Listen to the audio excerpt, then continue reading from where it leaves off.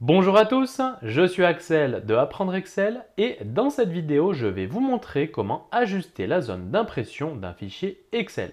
Nous allons voir ensemble comment ajuster les marges et centrer le contenu à imprimer, comment effectuer une mise à l'échelle, c'est-à-dire ajuster la taille du contenu pour qu'il tienne sur une seule page, mais aussi comment définir une zone d'impression manuellement. Mais tout d'abord, si vous souhaitez recevoir ce fichier sur Excel avec d'autres exercices, avec sujets corrigés plus vidéos de formation correspondantes, il y a un lien dans la description, vous n'avez qu'à cliquer, saisir votre email et vous recevrez tout ce contenu gratuitement par email. Et pour ceux qui veulent aller plus loin, il y a des formations complètes pour apprendre Excel. C'est parti! Alors, avant de commencer, on va faire un petit préambule sur les fonctionnalités pour tout ce qui est lié à l'impression d'un fichier sur Excel. Tout d'abord, il y a trois modes d'affichage disponibles sur un fichier Excel. Ici, nous avons le mode normal, nous avons aussi le mode page qui permet de définir les zones d'impression et il y a aussi un mode avec les aperçus des sauts de page.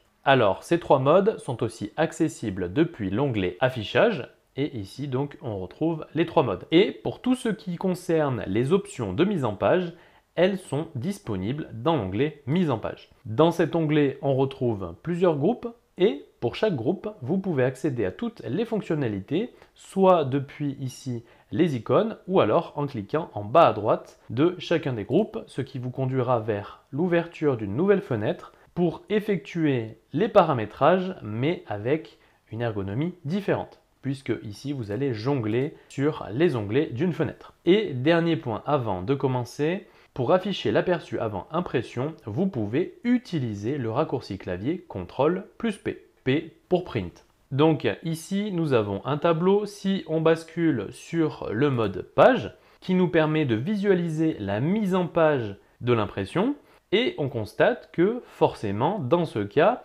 le tableau comportant un grand nombre de colonnes, il ne rentre pas sur une seule page. On voit qu'ici le tableau s'étale sur 3 pages et il va falloir ajuster la mise en page pour que le tableau tienne sur une seule page. Alors ici, première chose que l'on peut effectuer, c'est de basculer l'orientation en paysage. Actuellement, si on se rend dans l'onglet mise en page, on constate que l'orientation est en portrait et donc forcément, si on bascule l'orientation en paysage, déjà on gagne de la place pour faire rentrer le tableau dans la feuille.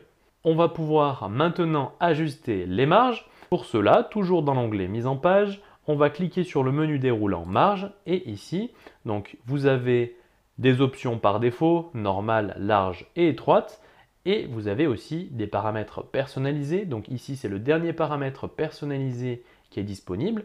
Et nous, on va cliquer sur marge personnalisée pour justement pouvoir ajuster indépendamment la taille de chaque marge. Par exemple, pour ce fichier, les marges qui nous intéressent, ce sont les marges de gauche et de droite. Pour justement pouvoir faire rentrer le tableau en largeur sur la feuille, on va donc par exemple réduire considérablement les marges de gauche et de droite, on va les faire passer à 0,5 et idem pour la marge de droite. Dans cette fenêtre, il est aussi possible de centrer le tableau sur la page. On peut le centrer horizontalement et verticalement. Dans notre cas, on va simplement centrer le tableau horizontalement et ici, on va appuyer sur OK. On constate qu'avec la réduction de la taille des marges horizontales, on a pu ainsi gagner un peu de place pour l'impression, mais malgré tout, une partie du tableau ne rentre pas sur une seule page, et pour faire entrer la totalité du tableau sur une seule page, il faut pour cela réaliser une mise à l'échelle. Pour cela, il faut toujours se rendre dans l'onglet mise en page et ensuite chercher le groupe mise à l'échelle. Par défaut, la mise à l'échelle en largeur et en hauteur est réalisée de manière automatique et il est possible de régler manuellement l'échelle. Par exemple, on peut ici ajuster l'échelle et diminuer le pourcentage. On constate alors que le tableau, au fur et à mesure que l'on réduit l'échelle, rentre dans la page d'impression et à 70%, la totalité du tableau rentre dans la page. Forcément, cela a pour effet de réduire la taille des données, mais au moins la totalité du tableau rentre sur une seule page, facilitant ainsi la lecture. Donc ici, on a ajusté manuellement, mais il est aussi possible de réaliser un ajustement automatique. Dans l'exemple, c'est la largeur du tableau qui pose problème. On va donc repartir sur une échelle à 100% et cette fois-ci, on va utiliser pour la largeur un ajustement sur une seule page, puisque nous, on souhaite que le tableau tienne sur une seule page. Et pour que la mise en page s'actualise, il faut basculer d'un mode à l'autre, puis revenir sur le mode page, et on constate alors que Excel a effectué une mise à l'échelle automatique sur une seule page, et la mise à l'échelle a été alors ajustée à hauteur de 71% pour que la totalité du tableau rentre sur une seule page en fonction des paramétrages que l'on a effectués, c'est-à-dire en fonction du type d'orientation de la page et de l'ajustement des marges. Ici, on constate que la zone qui permet d'ajuster manuellement l'échelle est alors grisée et pour pouvoir de nouveau ajuster manuellement l'échelle, il faut alors rebasculer en automatique. Aussi, il faut savoir que la mise à l'échelle n'a aucune incidence sur la vue normale. Ici, en vue normale, peu importe la mise à l'échelle, eh bien, il n'y a aucune incidence sur la vue normale. La mise à l'échelle ainsi que tous les paramétrages liés à la mise en page auront simplement une incidence sur le mode page et donc forcément sur l'aperçu des sauts de page. Donc ici, je vais redéfinir une mise à l'échelle sur une seule page. Je reviens sur mon mode. Si je réalise un CTRL-P pour accéder à l'aperçu avant impression, je constate que la totalité de mon tableau tient bien sur une seule page. Et d'ailleurs, ici, on retrouve les paramétrages principaux liés à la mise en page et il suffit directement depuis l'aperçu avant impression de cliquer sur mise en page pour accéder à toutes les fonctionnalités de mise en page comme on l'a vu précédemment. Maintenant, on va voir comment définir une zone d'impression manuellement. Pour cela, on va se rendre dans le second onglet avec un nouvel exemple. Alors, pour définir une zone d'impression, il suffit de sélectionner la zone en question. Par exemple, nous, on souhaite imprimer uniquement le premier tableau à partir de la colonne prénom sans imprimer la colonne matricule. Pour l'instant, on ne tient pas compte du second tableau, on souhaite simplement imprimer le premier tableau à partir de la deuxième colonne.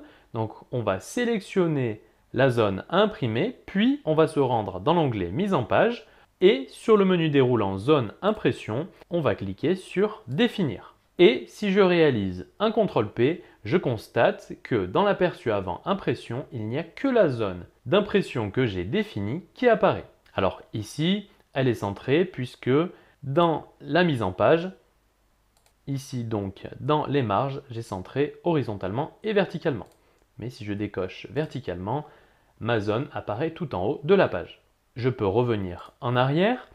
Maintenant, pour annuler une zone d'impression, il suffit, comme pour la définir, de se rendre dans l'onglet mise en page et dans le menu déroulant zone d'impression, de choisir annuler la zone d'impression. De cette manière, si je réalise à nouveau un CTRL-P, eh bien ma zone d'impression a bien été annulée puisque la totalité de la feuille Excel apparaît dans l'aperçu avant impression. Maintenant, si la zone à imprimer comporte plusieurs zones, par exemple, ici on souhaite imprimer la colonne matricule, prénom et nom du premier tableau, ainsi que la colonne matricule, salaire brut et ancienneté du second tableau.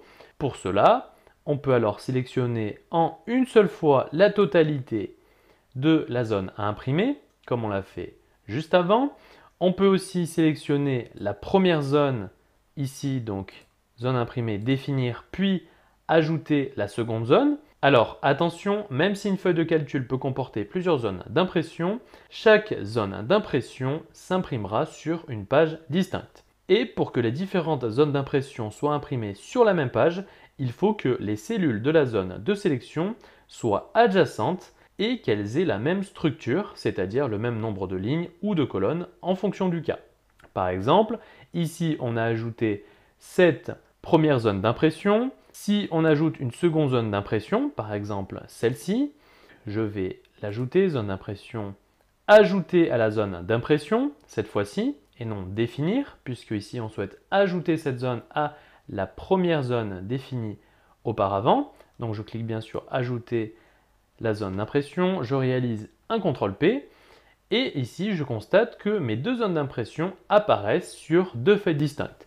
Alors pourquoi ici, bien que mes zones aient la même structure, c'est-à-dire le même nombre de colonnes, eh bien lorsque l'on a défini la seconde zone d'impression, les cellules n'étaient pas adjacentes, c'est-à-dire qu'on a laissé ici une ligne vide au milieu. Maintenant, si j'annule donc la zone d'impression, je redéfinis une nouvelle fois la première zone d'impression, j'ajoute la seconde zone d'impression, cette fois-ci en partant des cellules qui sont adjacentes à la première zone d'impression, je l'ajoute à son tour et cette fois-ci, si je réalise un CTRL-P, les deux zones apparaissent sur la même page.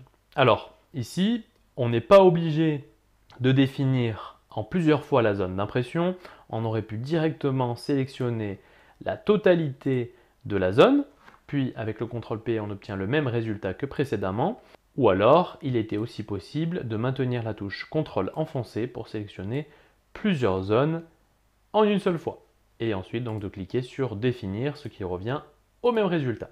Mais par exemple, maintenant, si on souhaite imprimer le premier tableau en entier, ainsi que le deuxième tableau, mais seulement avec les trois premières colonnes, à savoir matricule, salaire brut et ancienneté, eh bien ici, si je sélectionne mon premier tableau, puis que je sélectionne les trois colonnes de mon second tableau, donc je maintiens la touche CTRL enfoncé pour ajouter en une seule manipulation la zone d'impression, je clique sur zone impression et je choisis définir. Si j'effectue un CTRL-P, ici, mes deux zones apparaissent sur deux feuilles distinctes, tout simplement car certes, les cellules sont adjacentes d'une zone d'impression à l'autre, mais elles n'ont pas la même structure. C'est-à-dire que ici, si je réalise la même opération, sauf que cette fois-ci, je sélectionne bien le même nombre de colonnes d'une zone à l'autre, je clique sur définir, puis CTRL-P, cette fois-ci, la totalité du tableau apparaît bien,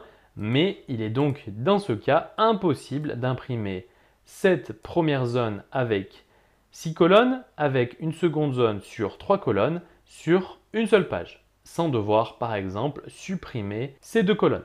Alors pour tout ce qui est lié au paramétrage de la zone d'impression, on ira plus loin dans une prochaine vidéo puisqu'on verra comment rendre cette zone d'impression dynamique, c'est-à-dire obtenir une zone qui s'ajuste automatiquement en fonction de la taille du tableau. Donc voilà pour cette vidéo sur comment ajuster la zone d'impression sur Excel. N'hésitez pas à mettre un petit j'aime si la vidéo vous a plu, ainsi qu'à la commenter et à la partager aux autres utilisateurs d'Excel. Je me répète, si vous souhaitez recevoir le fichier Excel utilisé pour cette vidéo, il y a un lien dans la description, vous n'avez qu'à cliquer, saisir votre email et vous recevrez directement ce fichier par mail. J'espère en tout cas que cette vidéo vous sera utile et quant à nous, on se dit à la prochaine.